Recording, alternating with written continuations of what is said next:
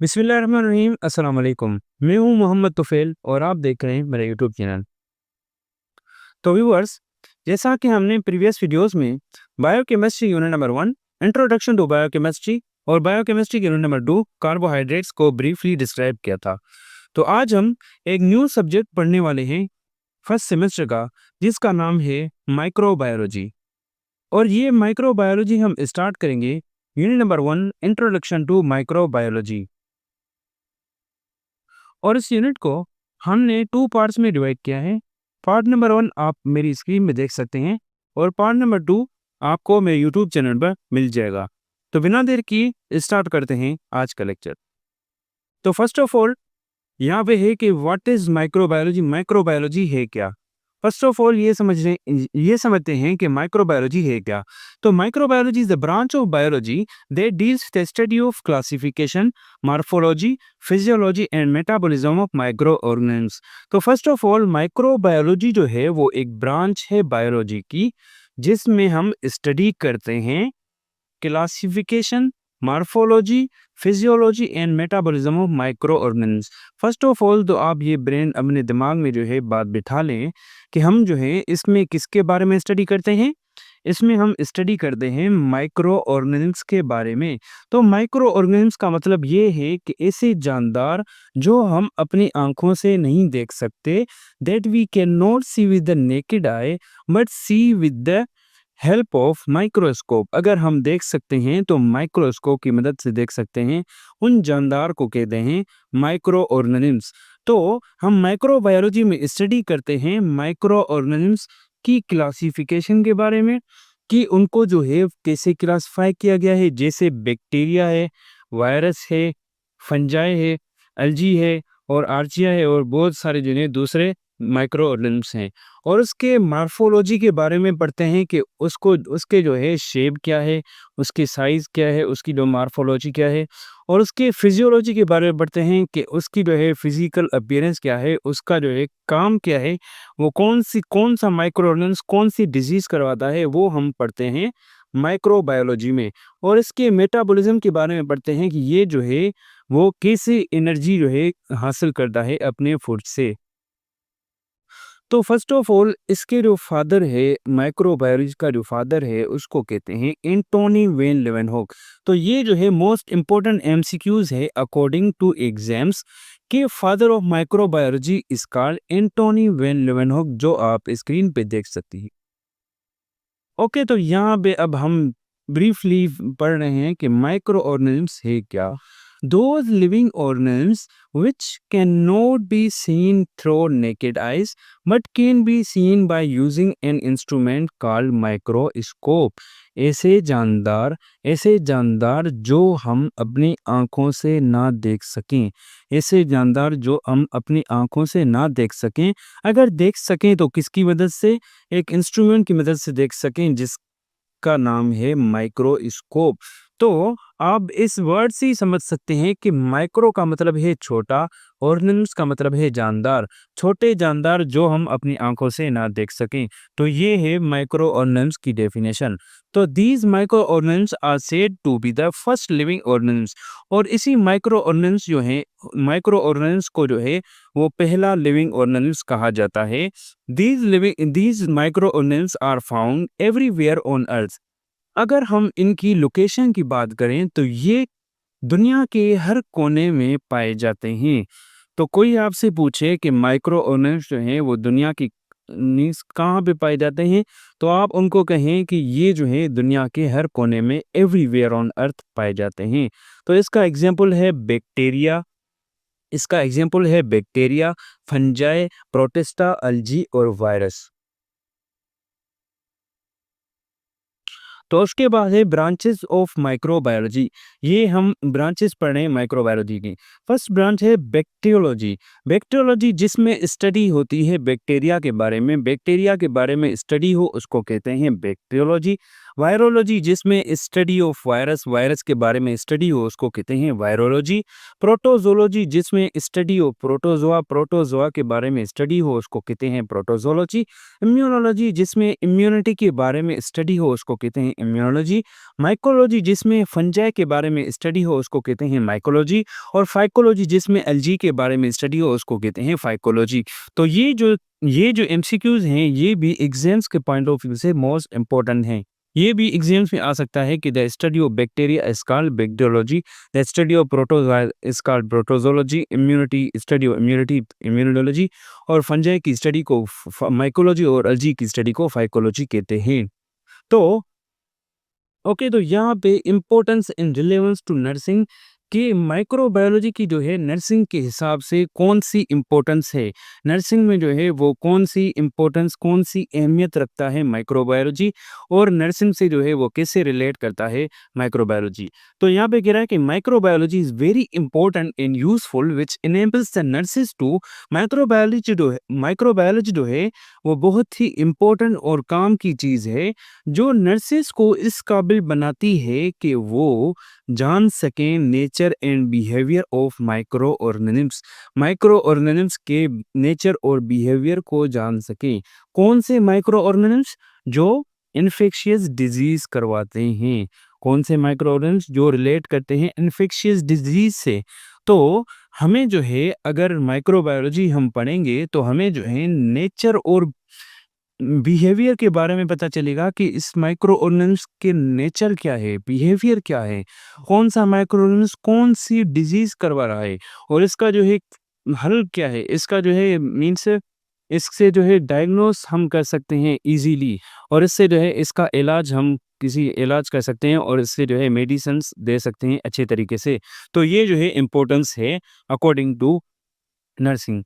तो उसके बाद है know the process and purpose of sterilization to prevent communicable disease, और इसकी मदद से हम स्टेलाइजेशन के प्रोसेस और पर्पस को जान सकते हैं। और जैसे हम पर्पस को जान सकते हैं तो उससे जो है हमें फ़ायदा क्या होगा कि हम जो है वो कम्युनिकेबल डिजीज से जो है पेशेंट को प्रिवेंट करवा सकते हैं, बचा सकते हैं। तो स्टेरिलाइजेशन का मतलब क्या है कि स्टेरिलाइजेशन एक ऐसा प्रोसेस है जिसमें हम सारे बैक्टीरियाज को जो है वो क्या करते हैं, ये एक प्रोसेस है जिसमें हम सारे बैक्टीरियाज को जो है वो क्या करते हैं, किल कर देते हैं। तो स्टेरिलाइजेशन एक आसान एग्जांपल दूं जिसमें हम जो है घर में एक स्टेरिलाइजेशन यूज़ करते हैं। तो स्टेरिलाइजेशन जैसे हम जो है घर में एक क्या करते हैं कि एक बाउल में पानी डालते हैं, फिर पानी को जो है वो बॉयल करते हैं। पानी को जो है जैसे बॉयल करते हैं तो फायर से जो है नीचे जो है वो हम क्या कर देते हैं, फायर जला देते हैं, आग जला देते हैं। तो आग जला देते हैं तो उसमें जो है पानी में मौजूद जो भी माइक्रो ऑर्गेनिज्म बैक्टीरिया जो होते हैं वो क्या हो जाते हैं, वो सारे जो है वो किल हो जाते हैं, और पानी जो है वो सारा जो है स्टरलाइज हो जाता है, साफ हो जाता है। तो इस प्रोसेस को कहते हैं स्टरलाइजेशन, जिसमें हम जो है सारे बैक्टीरियाज माइक्रो ऑर्गेनिज्म को जो है वो किल कर लें। तो हमें जो है पढ़ने के बाद ये फ़ायदा होगा कि स्टेरिलाइजेशन कैसे करती है। Know the pathogenicity and virulence of different disease, और इसके बाद जो है हम pathogenicity and virulence of different disease की विरुलेंस और पैथोजेनिसिटी जान सकते हैं। तो ये भी हम टर्म्स आगे पढ़ेंगे, पैथोजेनिसिटी एंड विरुलेंस। और उसके बाद है use safe and aseptic technique while handling patients, और इसकी मदद से हम जो है एसेप्टिक टेक्निक कर सकते हैं, सेफ टेक्निक कर सकते हैं जब हम किसी पेशेंट को जो है वो हैंडल कर रहे हैं, तो इसकी मदद से जो है हम जो है सेफ और एसेप्टिक टेक्निक यूज़ कर सकते हैं। और उसके बाद जो है minimize the patient stay in hospital by preventing nosocomial infection. तो नोज़ोकोमियल इन्फेक्शन का मतलब ये है, फर्स्ट ऑफ ऑल आप ये समझिए कि नोज़ोकोमियल इन्फेक्शन है क्या। तो नोज़ोकोमियल इन्फेक्शन का मतलब ये है कि ऐसा इन्फेक्शन जो हॉस्पिटल में लगे, ऐसा इन्फेक्शन जो हॉस्पिटल से लग जाए तो उस इन्फेक्शन को कहते हैं नोज़ोकोमियल इन्फेक्शन। तो हम माइक्रोबायोलॉजी पढ़ेंगे तो माइक्रोबायोलॉजी से ये फ़ायदा होगा कि हम जो हैं किसी भी पेशेंट की स्टे को जो है कम कर सकते हैं, हॉस्पिटल में जो पेशेंट की स्टे है उसको कम कर सकते हैं। और जैसे स्टे पेशेंट की कम होगी हॉस्पिटल में, तो वो जो है पेशेंट नोज़ोकॉमियल इन्फेक्शन से बच जाएगा। और इसके बाद है to know about harmful and harmless micro organisms to human being. और इसकी मदद से जो है हम जान सकते हैं कि कौन से माइक्रो ऑर्गेनिल्स जो हैं वो इंसानों के लिए, ह्यूमन बीइंग के लिए जो है वो हार्मफुल हैं और हार्मलेस हैं। To create awareness in community to use safe food and water. और इसकी मदद से जो है हम कम्युनिटी में जो है वो अवेयरनेस दे सकते हैं कि कम्युनिटी जो है वो सेफ फूड और वाटर को जो है वो मीन्स वाटर जो है सेफ फूड और वाटर को ले। ओके, तो यहाँ पे कुछ बेसिक टर्मिनोलॉजी दी गई है। इसमें जो फर्स्ट वर्ड है, फर्स्ट डेफिनेशन है पैथोजन। पैथोजन का मतलब है micro organism that cause disease. ऐसा माइक्रो ऑर्गेनिज्म जो डिजीज करवाए, जो भी डिजीज करवाए उसको कहते हैं पैथोजन। तो अब आप अपने दिमाग में ये बात बिठा लें कि जो भी माइक्रो ऑर्गेनिज्म डिजीज कॉज करवाएगा तो उसको हम क्या कहेंगे, पैथोजन कहेंगे। और पैरासाइट का मतलब ये है कि ऐसा जानदार जो होस्ट के अंदर रहे और उससे खाना हासिल करे और रहने की जगह हासिल करे, उसको बगैर नफ़ा दिए हुए, पर उसको जो है रेदर उसको जो है हार्म हार्म दे, नुकसान दे। तो इसका जो है एग्ज़ाम्पल यहाँ पे मैं समझाता हूँ। मिसाल की बात पर ये जो है एक इंसान है, ये जो है एक इंसान है, ठीक है? तो माइक्रो ऑर्गेनिज़्म्स जो हैं, माइक्रो ऑर्गेनिज़्म्स क्या हैं कि पैथोजन जो हैं वो हमारे अंदर जो है एंटर हो रहे हैं। तो ये जो है जैसे एंटर होंगे तो हमारे अंदर जो भी मीन्स ऑर्गन्स होंगे, लिवर होगा, जो भी हमारे अंदर ऑर्गन्स होंगे, तो उससे जो है वो फूड हासिल करेंगे और शेल्टर हासिल करेंगे। तो हम क्या हुए? हम हैं होस्ट। हम उसके क्या हुए? होस्ट, मेज़बान, क्योंकि हमसे जो है वो खाना हासिल कर रहा है। और वो क्या है? वो पैरासाइट है। तो पैरासाइट का मतलब ये है कि ऐसा माइक्रोऑर्गेनिज्म जो हमारे अंदर एंटर हो और हमसे, हमारे अंदर या एनिमल्स के अंदर, जिसके अंदर जो है एंटर हो और उससे फूड और खाना और रहने की जगह हासिल करे, और उसको जो है उसके बदले उसके बदले होस्ट को जो है बहुत ज़्यादा नुकसान पहुंचाए, डिजीज कोस करवाए, तो उसको कहते हैं पैरासाइट। उम्मीद है आपको समझ में आया होगा। तो उसके बाद है सेप्रोफाइट। सेप्रोफाइट जो है ऐसे जानदार, ऐसे ऑर्गेनिज्म, दे लिव ऑन और drives it food from dead organic matter. ऐसे जानदार जो फूड हासिल करें, मीन्स डेड चीज़ों से, मरी हुई चीज़ों से। जो भी चीज़ें जो हैं वो डेड हो जाती हैं, मर जाती हैं, तो उससे जो है वो खाना हासिल करें, तो उसको क्या कहते हैं? सेप्रोफाइट। इसका एग्जाम्पल है फंजाई। और उसके बाद है नॉर्मल फ्लोरा। तो नॉर्मल फ्लोरा का मतलब ये है कि the micro organisms they live on an other living organisms, human और एनिमल, विदाउट कॉजिंग डिजीज।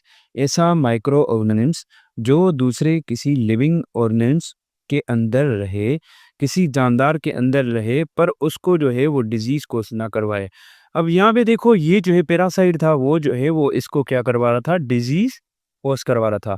ये क्या करवा रहा था? डिजीज कोस करवा रहा था। पर ये जो है, अब हम बात कर रहे हैं नॉर्मल फ्लोरा की। अब हम बात कर रहे हैं नॉर्मल फ्लोरा की। तो नॉर्मल फ्लोरा ऐसा ऑर्गेनिज्म जो हमारे अंदर रहे, पर हमारे अंदर जो है वो डिजीज कोज ना करवाए, तो उसको क्या कहते हैं? Normal flora. और नॉर्मल फ्लोरा जो है हमारे अंदर जो है रहते हैं, तो हमें जो है वो फ़ायदा देते हैं, हमारी इम्यूनिटी में जो है हमारी हेल्थ मदद करते हैं। तो नॉर्मल फ्लोरा जो है हमें कोई भी डिजीज़ कोज नहीं करवाते। तो ये है नॉर्मल फ्लोरा। तो उसके बाद है वेक्टर। तो वेक्टर जो है ये फिजिक्स वाला ना समझिएगा। ये फिजिक्स में होता है एक वेक्टर स्केलर क्वांटिटी। ये जो है एक वेक्टर, अलग मीनिंग है इसकी। वेक्टर, वेक्टर का मतलब ये है कि an organism that does not cause disease itself. ऐसा जानदार जो खुद डिजीज ना करवाए, पर जो है डिजीज को, इन्फेक्शन को एक जगह से दूसरी जगह स्प्रेड करवाए। जस्ट ट्रांसपोर्टर, जैसे ट्रांसपोर्टर होता है ना, जैसे गाड़ी होती है, ट्रांसपोर्ट एक जगह से जो है दूसरी जगह तक जो है वो किसी सामान को जो है वो ट्रांसपोर्ट करती है। तो इसी तरीके से अब यहाँ पे जो है एग्जाम्पल दे रहा हूँ। तो यहाँ पे मिसाल की बात पर ये जो है एक जो है कचरे वाली जगह है। तो कचरे वाली जगह है, कचरे वाली जगह है या फीसेस है। तो इसमें जो है, इसमें अंदर क्या होंगे? इसमें अंदर इन्फेक्शन होगा, इन्फेक्शन पैथोजेंस होंगे। तो यहाँ पे जो है इसका एग्ज़ाम्पल ये है कि हाउस फ्लाई, जैसे मक्खी होती है। मक्खी क्या करती है कि यहाँ पे बैठ के जो है इससे जो जितने भी पैथोजन जो हैं वो मक्खी में आ जाते हैं। तो मक्खी जो है यहाँ पे बैठ के फिर आती है सीधा हमारे फूड पे अटैक करती है। जो हम खाना खाते हैं तो फूड पे अटैक करती है। तो फूड पे जैसे बैठती है तो फूड में जो जो भी इसमें मक्खी में मौजूद पैथोजन थे, जो यहाँ से कचरे से आए थे, तो वो जो है इसमें फूड में लग जाएँगे। तो फूड जो है वो सारा गंदा हो जाएगा। तो ये जो हाउस फ्लाई है, जिसने जो है एक जगह से दूसरी जगह तक इन्फेक्शन को स्प्रेड करवाया, फैलाया, तो इस मक्खी को कहते हैं, इस ऑर्गेनिज्म, इस जानदार को कहते हैं वेक्टर। तो वेक्टर के 2 टाइप्स हैं। फर्स्ट टाइप है मैकेनिकल वेक्टर और दूसरा टाइप है बायोलॉजिकल वेक्टर।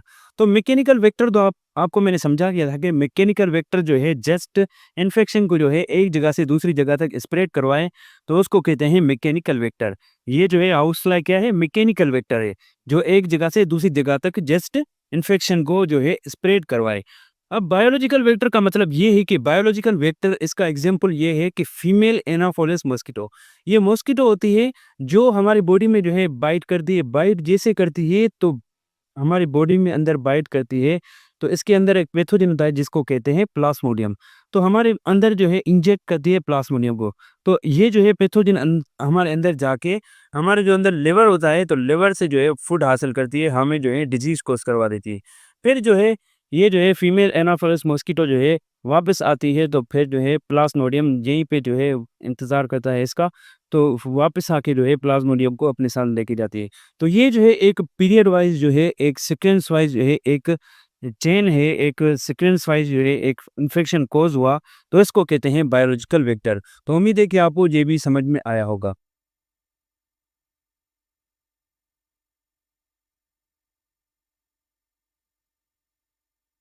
ओके, तो उसके बाद है career.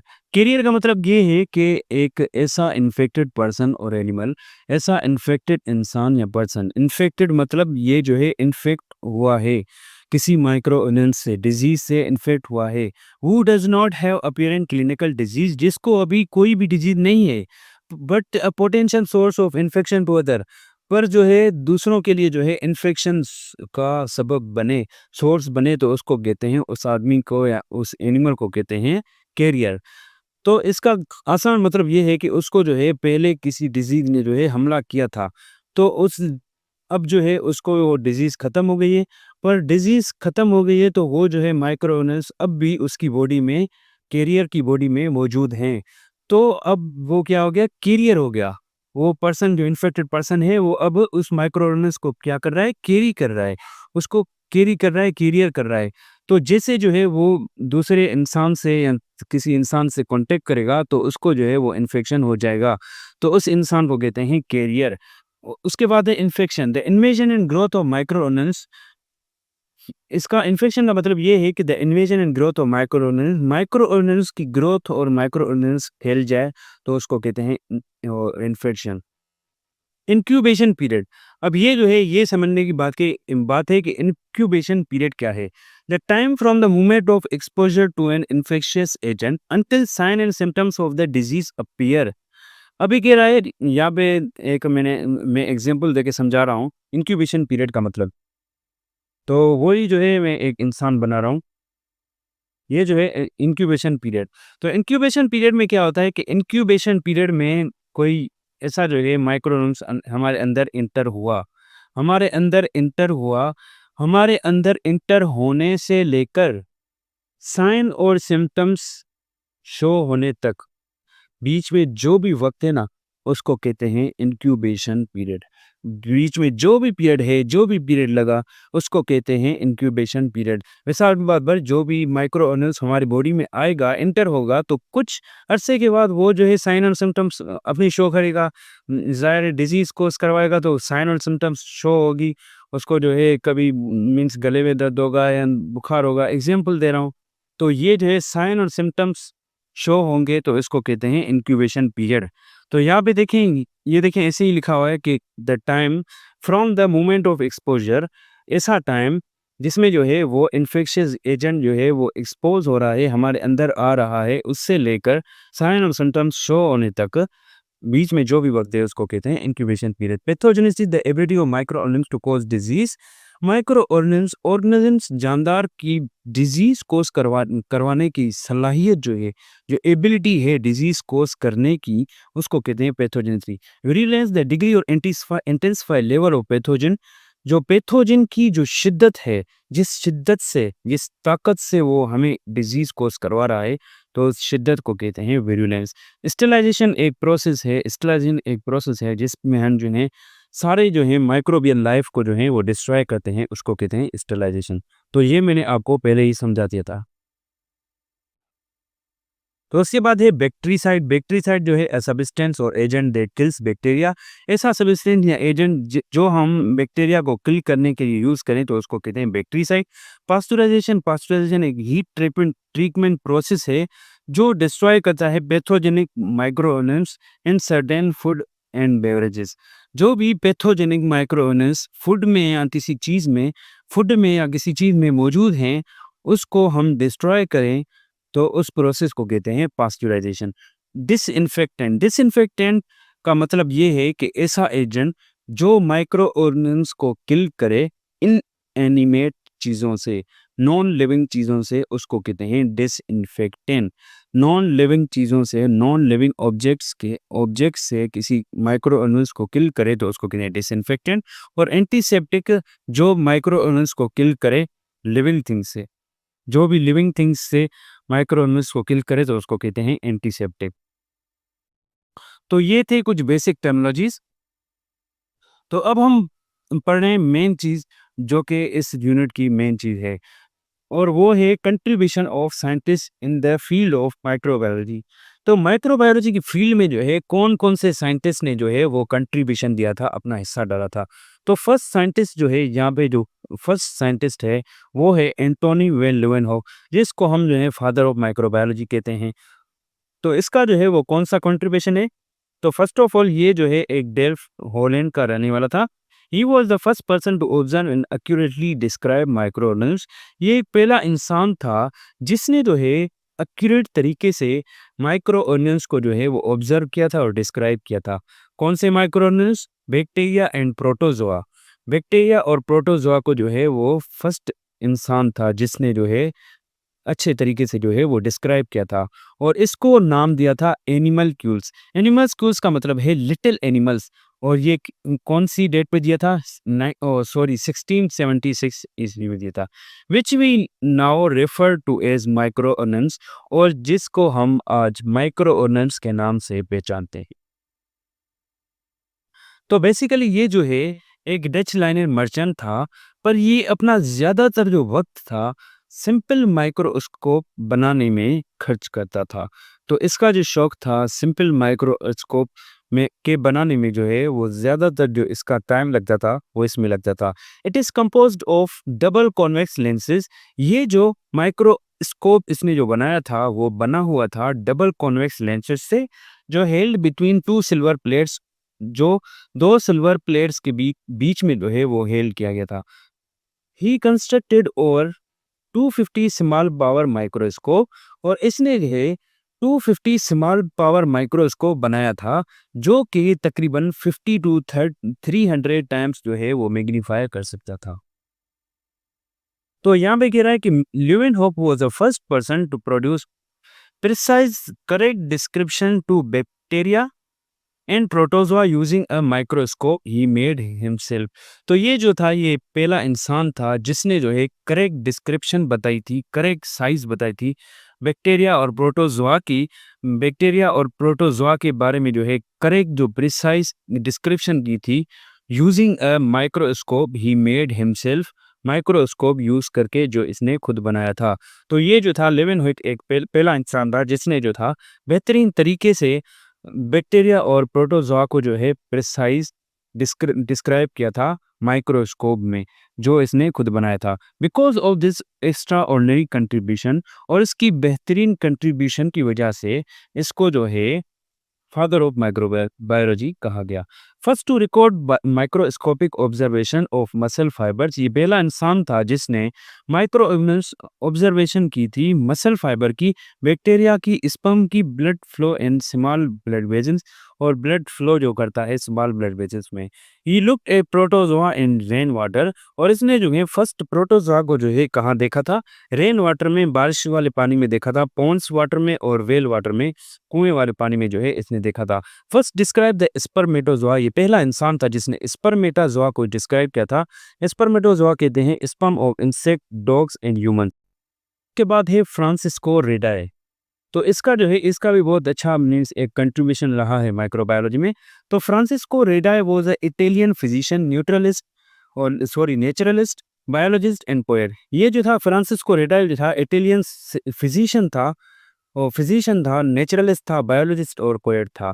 He was the first person to challenge the theory of spontaneous generation, ये पहला इंसान था जिसने स्पॉन्टेनियस जनरेशन की थ्योरी को चैलेंज किया था, by demonstrating that maggots come from eggs of fleece.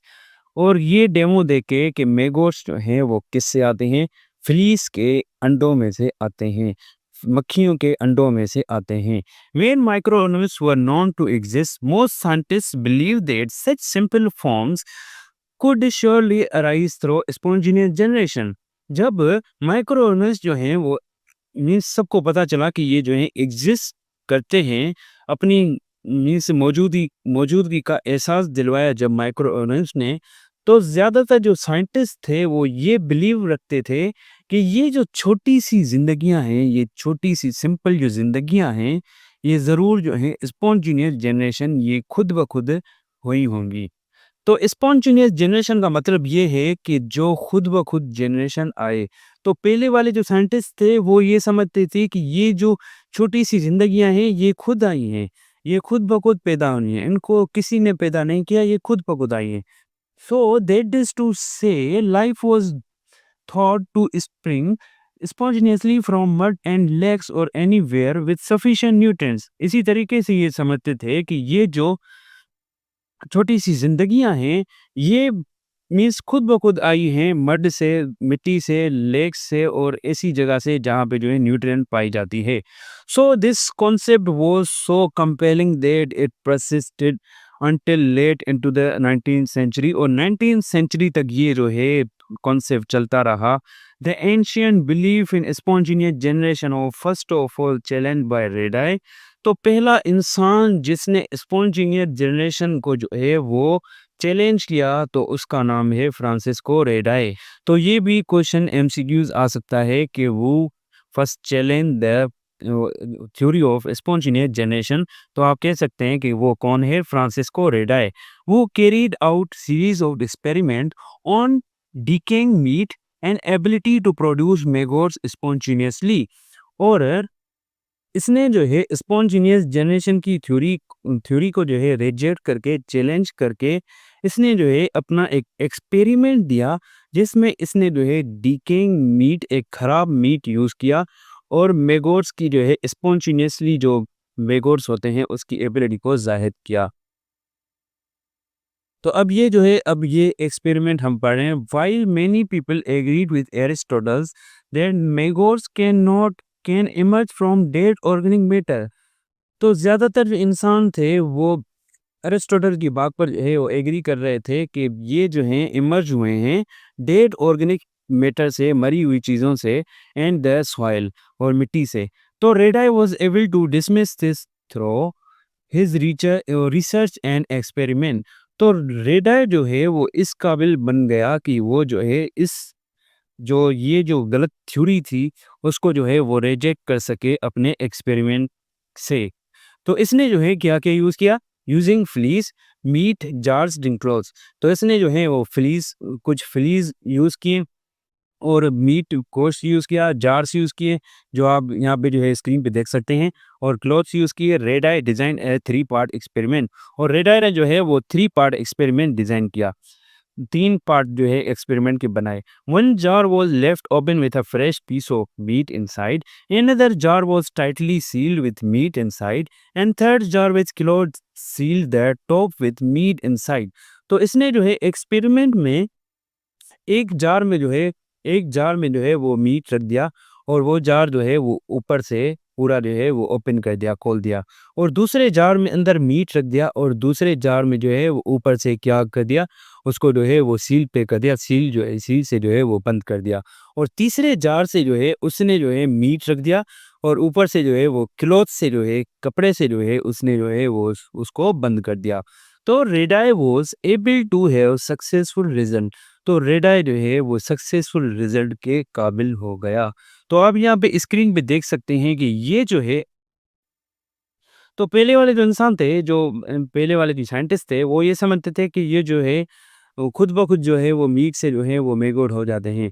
पर ये जो है मक्खियाँ जैसे अंदर गई गोश्त में, मीट में, तो मक्खियों के अंडों में से जो है वो मीन्स मेगोट्स आ गए। तो यहाँ पे देखें, ये जो है यहाँ पे गोश्त है, तो यहाँ पे जो है कोई भी फ्लीज़ में से अंडे नहीं हुए।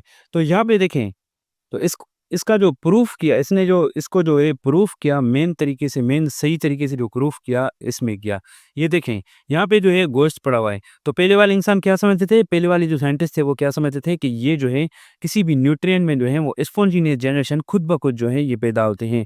तो यहाँ पे देखें गोश्त यहाँ पे पड़ा हुआ है, ऊपर से जो है वो सील बंद बंद लगा पड़ा है कपड़े से। तो यहाँ पे जो है जैसे मक्खियाँ बैठी, तो यहाँ पे जो है वो उसके अंडों में से मेगोट्स आ गए।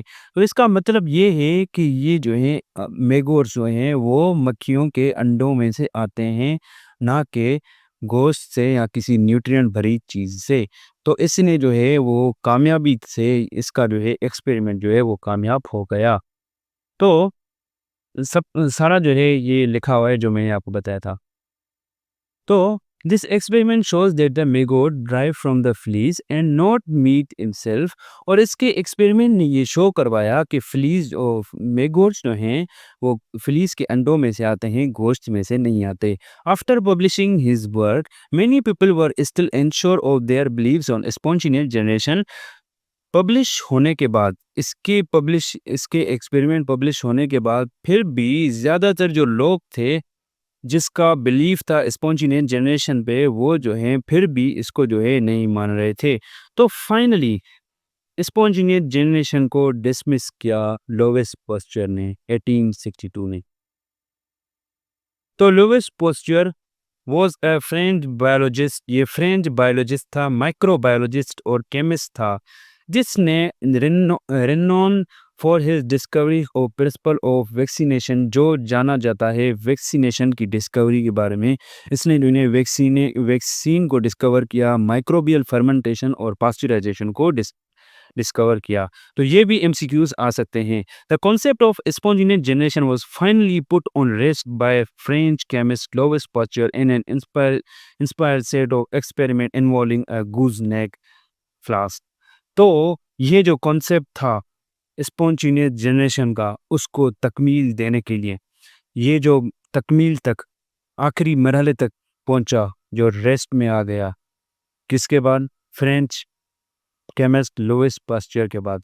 क्योंकि इसने जो एक्सपेरिमेंट दिया, उस एक्सपेरिमेंट के बाद सब लोग मान गए कि ये जो है वाकई जो स्पॉन्टेनियस जनरेशन की थ्योरी है वो गलत है। तो इसने जो है इस एक्सपेरिमेंट के लिए क्या यूज़ किया? गूजनेक फ्लेश यूज़ किया, जो आप स्क्रीन पे देख सकते हैं। तो यहाँ पे हम पढ़ रहे हैं इस एक्सपेरिमेंट के बारे में। In his famous experiment Louis Pasteur used a flask, और special flask whose neck was shaped like ace। तो इस एक्सपेरिमेंट में, इस मशहूर एक्सपेरिमेंट में, इसने जो है एक स्पेशल फ्लास्क यूज किया, जिसका जो नेक था, जो आप स्क्रीन पे देख सकते हैं, इसका जो नेक था वो एस शेप था। एस शेप, जैसे कि स्वान का होता है, स्वान नेक फ्लास्क, ये जो आप स्क्रीन पे देख सकते हैं, स्वान इस शेप में जो है इसका मीन्स एक दिया था। He put an nutrient rich broth in flask, और उस फ्लास्क में, ये जो आप इस सीन में देख सकते हैं, उस फ्लास्क में इसने जो है न्यूट्रिएंट रिच मटेरियल उसमें इंक्लूड किया, पुट किया, जिस न्यूट्रिएंट रिच ब्रोथ को इसने नाम दिया इन्फ्यूजन का। He then boiled the infusion, killing any microorganisms which were already present। तो फर्स्ट ऑफ ऑल इसने इस इन्फ्यूजन को जो है वो बॉयल किया, जिससे जो है सारे जो माइक्रो ऑर्गेनिज्म जो हैं वो किल हो गए। Then he allowed the infusion to sit. फिर इसने जो है उस इन्फ्यूजन को जो है उसने जो है फ्लास्क में अंदर छोड़ दिया। Because of the shape of flask the infusion was expose to air. और इस फ्लास्क की शेप की वजह से the infusion was expose to air. वो जो है एयर से जो है एयर से एक्सपोज हो गया, जाहिर हो गया। However, dust particles and other things in the air never come into the infusion because they were trapped in a curve of swan neck और neck flask।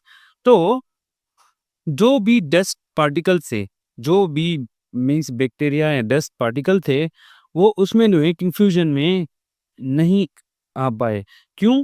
क्योंकि उसका जो शेप था स्वान नेक फ्लास्क जो था वो उसका शेप भी ऐसा था कि जो डस्ट पार्टिकल आ रहे थे तो वहाँ पे वहीं पे जो है वो ट्रैप हो रहे थे, फंस रहे थे। No matter how long he allow the flask to sit micro organisms never appear in the infusion.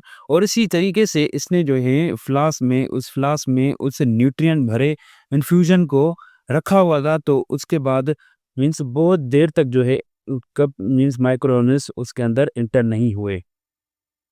However, if we title the flask and allow the things trapped in the neck so get into infusion, then microorganisms begin to appear in infusion, then multiply rapidly। फिर इसने जो है वो आप देख सकते हैं कि स्क्रीन पे देख सकते हैं इस तरीके से जो है वो इन्फ्यूजन फ्लास्क जो है वो टाइट किया। तो फिर क्या हुआ कि इन्फ्यूजन में सारे जो माइक्रो ऑर्गेनिल्स जो हैं वो अंदर ज़ाहिर होने लगे और अंदर आके इंटर होके अंदर जो है मल्टीप्लाई होने लगे rapidly. This demonstrate that micro organelles do not appear a result of spontaneous generation. और इसके एक्सपेरिमेंट ने एक बेहतरीन तरीके से साबित किया कि ये जो है स्पॉन्टेनियस जनरेशन नहीं होती। अगर स्पॉन्टेनियस जनरेशन इसमें होती तो मैं आपको मिसाल दे रहा हूँ कि अगर होती तो क्या होता। देखो, पहले वाले साइंटिस्ट क्या समझ रहे थे कि किसी न्यूट्रिएंट रिच ब्रोथ के अंदर स्पॉन्टेनियस जनरेशन खुद ब खुद जो है वो जानदार माइक्रो ऑर्गेनिल्स पैदा हो जाते हैं।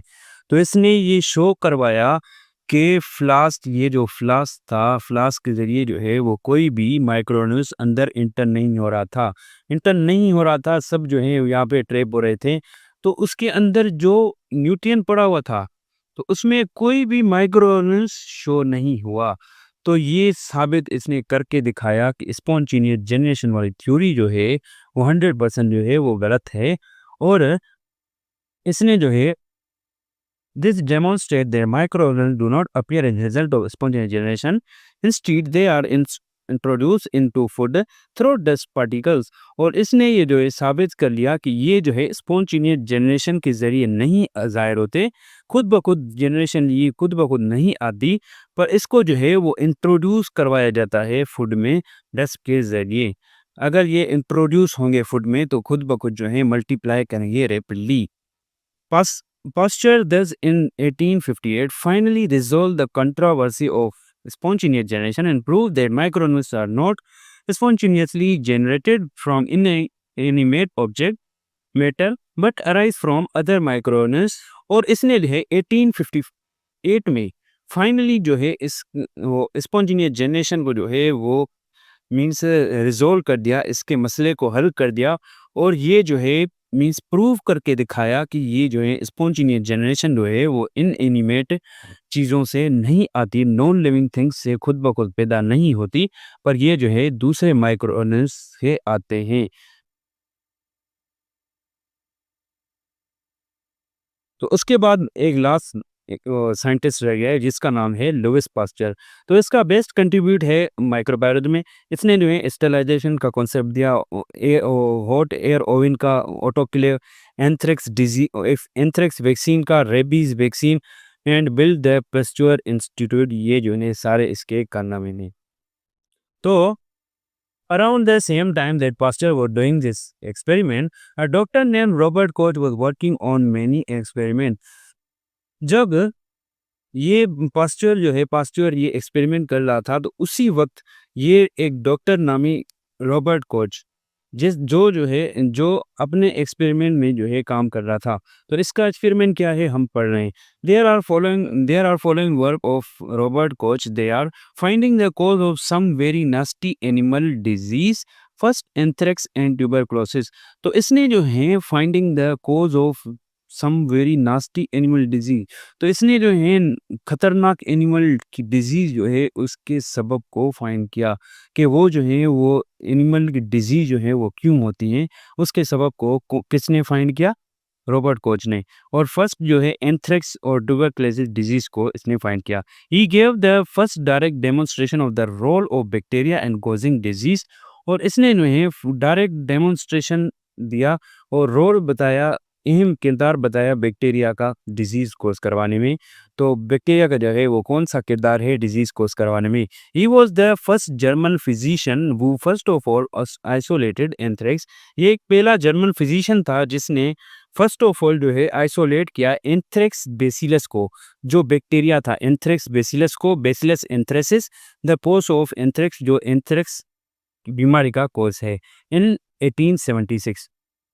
ही perfected the technique of isolated bacteria in pure culture, और इसने जो है आइसोलेट किया बैक्टीरिया को अलग किया प्योर कल्चर में। He also introduce the use of solid culture media in 1881, और इसने जो है यूज किया सॉलिड कल्चर मीडिया का 1881 में by using gelatin as solidifying agent.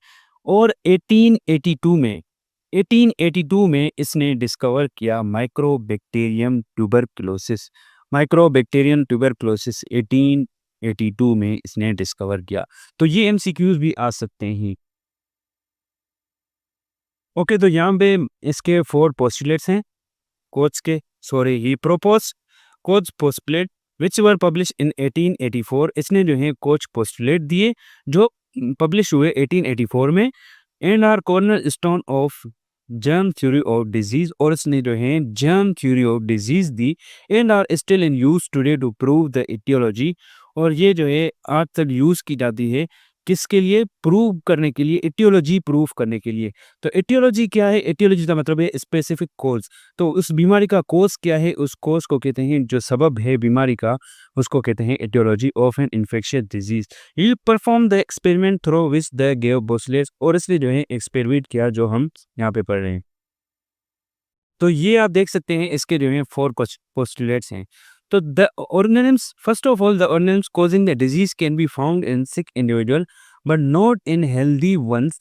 इसने ये बताया कि the organisms cause the disease, जो जानदार डिजीज कोज करवाता है वो हमेशा पाया जाता है बीमार आदमी में, हेल्दी आदमी में नहीं पाया जाता। तो सीधी सी बात है कि जो सिक इंडिविजुअल होगा, जो बीमार आदमी होगा, तो वो डिजीज इन्फेक्शियस जो माइक्रो ऑर्गेनिज्म है वो उसी में ही पाया गया होगा। The organism can be isolated and grown in pure culture, और इसने जो है फर्स्ट ऑफ ऑल क्या किया कि उस ऑर्गेनिज्म को जो है वो आइसोलेट किया और ग्रो करवाया प्योर कल्चर में। The organism must cause the disease when it is introduced into healthy animal। तो इसने कहा कि ये जो है जानदार जो है वो डिजीज कोज करवाता है। अभी ये जो है इसको ऑर्गेनिज्म को जो है वो आइसोलेट किया, फर्स्ट ऑफ ऑल इसको इसने क्या किया, आइसोलेट किया और ग्रो करवाया प्योर कल्चर में। फिर इसने जो है उस जानदार को जो है वो इंट्रोड्यूस करवाया हेल्थी एनिमल में, जो जानदार डिजीज कोज करवा रहा है, जो ऑर्गेनिज्म डिजीज कोज करवा रहा है उसको किस में इंट्रोड्यूस करवाया, हेल्दी एनिमल में इंट्रोड्यूस करवाया। The organism must be recovered from the infected animal and shown to be same as the organism that was introduce. तो the organism must be recovered from the infected animal, वो जो infected animal था उससे जो है वो recover हो गया, and shown to the same as the organism that was introduce. और ये जो हमने पहले क्या किया था कि इसमें जो ये इन्फेक्टेड एनिमल था, इससे हमने बैक्टीरिया निकाले। ये रॉबर्ट की जो है वो 4 पोस्टुलेट्स हैं। फर्स्ट ऑफ ऑल इसने बैक्टीरिया निकाले, फिर उसको बैक्टीरिया को क्या किया कि यहाँ पे जो है प्योर कल्चर में ग्रो करवाया, फिर ग्रो करवा के इसने जो है वो क्या करवाया कि हेल्दी एनिमल में इंजेक्ट करवाया। तो जैसे इंजेक्ट करवाया तो वो जो हेल्दी एनिमल था वो क्या हो गया, इन्फेक्ट हो गया, बीमार हो गया, जो जैसे पहला एनिमल बीमार था। तो the combined effort of many scientists and most importantly Louis Pasteur and Robert Koch established the germ theory of disease। और फाइनल जो है इन एफर्ट्स के बाद इन दोनों साइंटिस्ट ने, रॉबर्ट कोच और लोइस पास्कल ने जो है जर्म थ्योरी ऑफ डिजीज़ कोस करवाई। तो इसका जो है वो कहने का मतलब ये था कि ये जो है अगर किसी मीन्स ऑर्गेन्स जो हैं वो इन्फेक्टेड पर्सन से जो है वो ग्रोन करवाएँगे, उससे निकालेंगे, ग्रोन करवाएँगे और किसी हेल्दी पर्सन में इंजेक्ट करवाएँगे तो उसको जो है उसको भी वो डिज़ीज़ हो जाएगी। तो ये जो है उसका मीन्स ये कोज़ था। तो जर्म थ्योरी ऑफ डिज़ीज़ इसने दी थी। The idea that invisible micro organism are cause the disease. तो इसका जो मेन आइडिया था वो ये था कि invisible micro organism are cause the disease. ये जो इनविजिबल माइक्रो ऑर्गेनिज्म हैं वो डिजीज कॉज करवाते हैं। तो उस आइडिया का नाम दिया जर्म थ्योरी, उस थ्योरी का नाम दिया जर्म थ्योरी। तो ये रॉबर्ट कोच ये जर्मन साइंटिस्ट था, formulated the bacterial legal techniques standing method इसने बनाया और डिस्कवर किया माइकोबैक्टीरियम विब्रियो। ओके, तो ये था आज का लेक्चर जिसमें हमने पार्ट नंबर 1 को डिस्क्राइब कर लिया। तो उम्मीद है कि आपको समझ में आया होगा। अगर आपको समझ में आया हो तो इस चैनल को सब्सक्राइब करें, बेल आइकन को क्लिक करें जिससे हर आने वाली वीडियोस आपको बर वक्त पहुंचती रहे और इस वीडियो को लाइक करें और शेयर करें अपने दोस्तों के साथ। तो आज तक के लिए इतना ही। अब मिलते हैं नेक्स्ट वीडियो में। अपना ख्याल रखिएगा। अल्लाह हाफ़िज़।